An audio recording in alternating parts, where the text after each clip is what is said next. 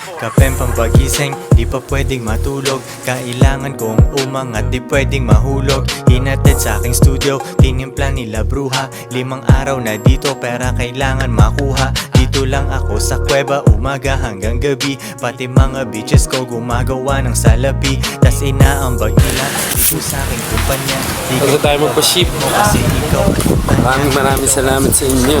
kalalaki ng tao. Pagkakabol at manulo, yan hindi trabaho. Mainit ang panahon, Tangina, kaya magtubig kayo. di ka magkaaway. Alam nyo na, kung wala pa kayo matinding get up, message nyo kami. Anyway, balik na ako sa diskarte ko dito.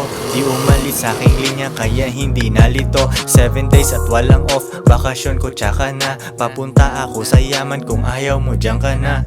Pera, money, kwarta sa utak, puso't bulsa. Kung walang tutulong sa akin, kukuhain mag-isa. Kung ayaw mong sumunod, di dun ka sa iba. Bitch, ano ba ang akala mo, hahabulin kita? No.